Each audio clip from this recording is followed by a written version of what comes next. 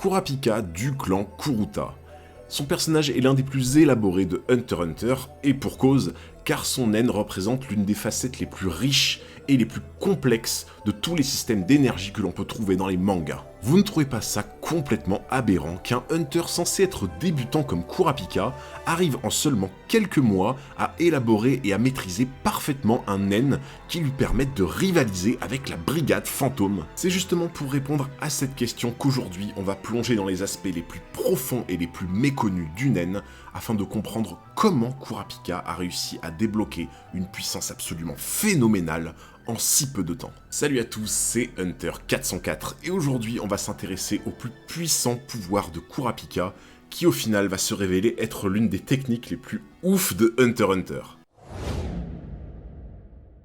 L'un des trucs les plus incroyables dans Hunter x Hunter, c'est vraiment le fait que le naine offre une possibilité de technique et d'attaque absolument déroutante, dans le sens où il n'y a pas vraiment de combat en 1 contre 1 à « je vais être le plus puissant, je vais gagner ». Ça n'existe vraiment pas dans ce manga. Et effectivement, rien que le fait que le naine soit divisé en 6 catégories bien distinctes, ça offre une possibilité de combat et de retournement de situation absolument géniale, dans le sens où si vous allez au corps à corps contre quelqu'un qui est du renforcement,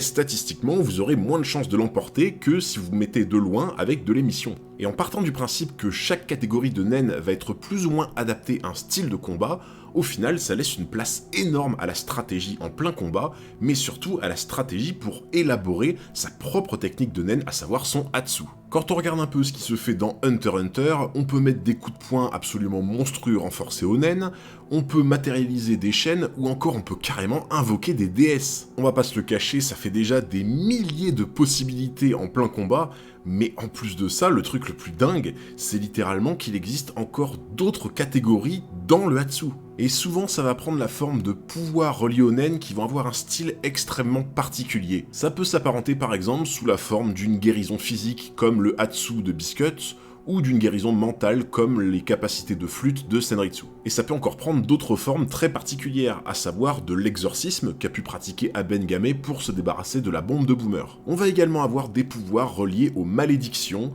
qui souvent s'apparentent à des naines post-mortem, ce qu'on a pu voir d'ailleurs avec le cadavre de Pitou, ou avec les gardes de Carmilla dans les scans, et personnellement je trouve que ce sont les naines à la fois les plus dangereux et les plus flippants qui existent. Mais là où le génie de Kurapika est absolument incroyable, c'est qu'il a lui-même choisi de se spécialiser dans l'une des branches de pouvoirs de naines les plus fumées qui existent, à savoir l'entrave.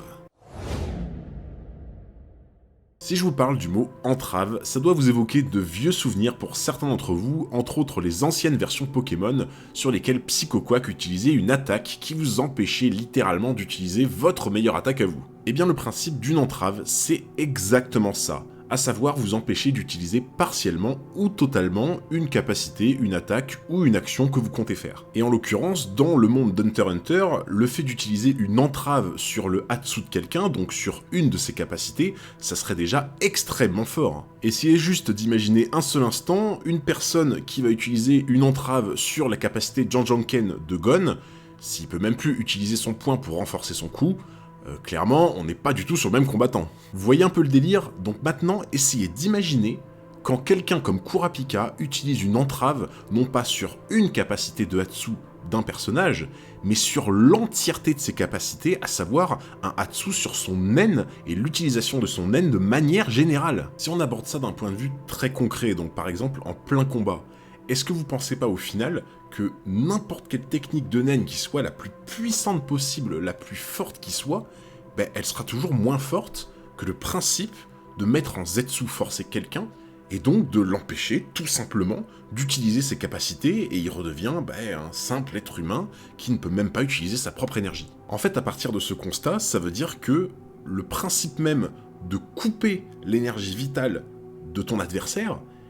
en fait, tout simplement, ça te rend invincible. Parce qu'à partir de là, il n'y a aucune réponse possible, il n'y a aucun counterplay. Dans ce cas de figure-là, ça veut dire que si Kurapika touche sa chaîne sur la personne, c'est fini. Alors oui, bien entendu, je sais tout comme vous que Kurapika ne peut utiliser cette chaîne de Zetsu forcé que sur les membres de la Brigade Fantôme, étant donné qu'il est soumis à la condition au serment, etc. Et c'est d'ailleurs complètement normal, et honnêtement, je remercie encore Togashi d'avoir créé un système de puissance avec des conditions et des restrictions, étant donné que ça permet vraiment de réguler tout ce qui concerne les naines dans Hunter x Hunter, et faire en sorte que justement un pouvoir comme celui de Kurapika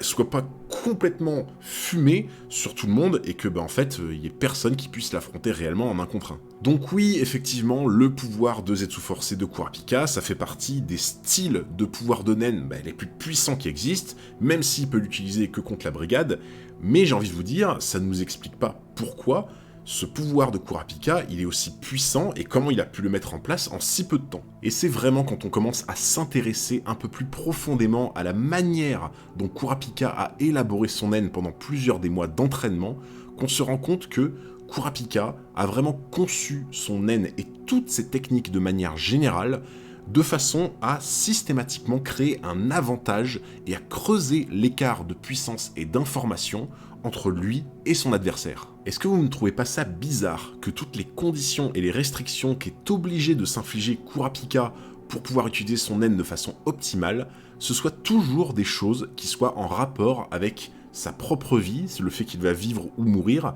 ou la durée de sa vie. Bien entendu, je sais déjà que vous allez me répondre que Kurapika, son seul but à lui, c'est d'exécuter sa vengeance, de venger son clan, et au final, son sort lui importe peu, qu'il vive ou qu'il meure, tant qu'il accomplit sa destinée, au final, il s'en fiche complètement de mourir. Effectivement, c'est un des aspects, mais ce n'est pas le seul. Pour vous donner un indice, si par exemple je vous prends le Hatsu de Kuroro, qui pendant un certain moment du manga a dû être obligé d'utiliser une de ses mains pour tenir son livre, si par exemple je vous parle de Finks qui doit tourner pendant un certain temps son poing pour avoir une puissance suffisante, ou encore si je vous parle de Netero qui est obligé d'utiliser une certaine forme de concentration et de posture pour canaliser et invoquer sa déesse, est-ce que vous voyez un point commun à chaque fois dans ces trois Hatsu ? Eh bien en fait c'est très simple, la restriction commune qu'il existe entre les trois Hatsu de ces trois personnages, c'est une condition qui va s'opérer en plein combat et qui va donc au final baisser artificiellement leur puissance ou alors les mettre dans une position assez fâcheuse,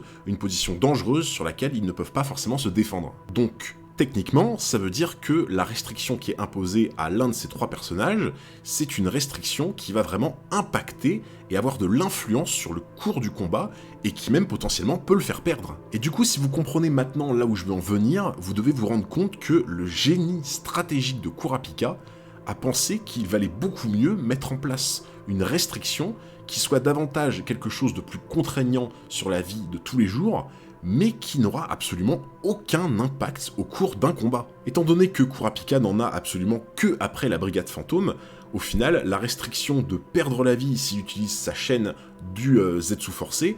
c'est une fausse restriction dans le sens où il ne s'en prendra absolument qu'à eux. Donc du coup, sur un ennemi ciblé comme celui de la brigade fantôme, au final, la restriction de perdre la vie de Kurapika n'a absolument aucun sens et aucun impact sur un combat qu'il pourra avoir contre l'un d'entre eux. Du coup, intrinsèquement, la vraie restriction du pouvoir de Zetsu forcé de Kurapika, c'est tout simplement le fait qu'il ne peut l'utiliser que sur la brigade. Donc contre un autre adversaire de la brigade, quelqu'un qui a été payé par exemple par l'araignée pour le tuer, il serait un peu plus embêté. Et c'est là que le génie de Kurapika intervient une nouvelle fois. Quand je vous disais tout à l'heure que Kurapika, chacune des contraintes qu'il s'est imposées à son Nen, ce sont des fausses contraintes qui n'ont pas d'incidence sur son physique, son mental ou sur le combat en cours, c'est totalement vrai, et c'est encore plus validé par l'utilisation de sa capacité Emperor Time. Il faut bien partir du principe que tout le potentiel d'un personnage qui est stratégique va se révéler justement sur la longueur d'un combat où il aura le temps de réfléchir et d'adapter sa stratégie en fonction de son adversaire. Étant donné que c'est totalement le cas de Kurapika, ça veut dire que dans un cas de figure où il tombe contre quelqu'un qui n'est pas de la brigade fantôme et dont il a besoin de se défendre pendant un certain temps pour adapter sa stratégie et pouvoir mieux le contrer, ça veut dire que son Emperor Time devrait être en mesure de lui apporter quelque chose qui viendra faire tampon à ça et qui donc lui permettra de gagner du temps sur le combat. À partir de là, le simple fait que être en Emperor Time lui donne absolument 100% de maîtrise et de capacité sur toutes les catégories de Nen,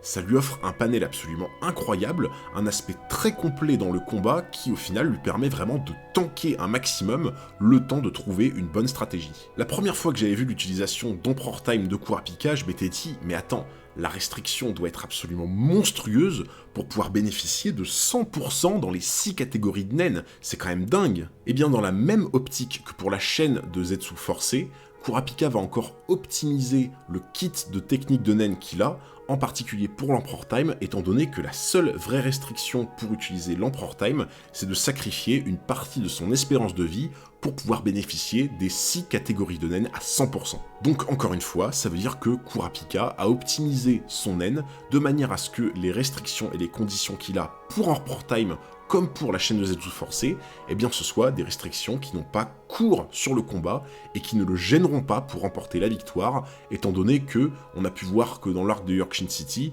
une utilisation trop intensive d'Emperor Time, ça lui donne une énorme fièvre, mais bien après les combats, donc ça veut dire pas en tant qu'incident direct. Effectivement, au bout de 3 heures, il est possible que Kurapika ressente déjà de la douleur, de la fatigue ou de la fièvre à cause d'Emperor Time, mais très honnêtement, dans Hunter x Hunter, les combats qui durent plus de 3 heures, je pense pas qu'il y en ait des masses. Et c'est maintenant quand on commence à prendre un peu de recul sur la stratégie globale de la disposition du naine de Kurapika qu'on se rend compte que c'est vraiment un truc de dingue. Je suis contre un membre de la brigade fantôme, il y a aucun problème, il suffit juste que je le touche de près ou de loin avec ma chaîne de Zetsu forcé pour complètement le neutraliser, et ça avec absolument aucune contrainte qui m'handicape dans le combat. Ok, maintenant je tombe sur quelqu'un qui n'est pas de la brigade fantôme, c'est pas un problème non plus. Les 100% de maîtrise des 6 catégories de naine, ça me permet d'être extrêmement complet de manière générale sur le naine et de tenir sur un combat à long terme, le temps que mon génie, en tant que Kurapika, trouve une solution adaptée à cet ennemi-là, et ainsi finir le combat. Donc ça veut dire que dans le pire des cas pour Kurapika, il est obligé d'être embarqué dans un combat qui traîne en longueur. Et c'est sur ce constat-là que Kurapika s'est encore réservé 3 cartes à jouer.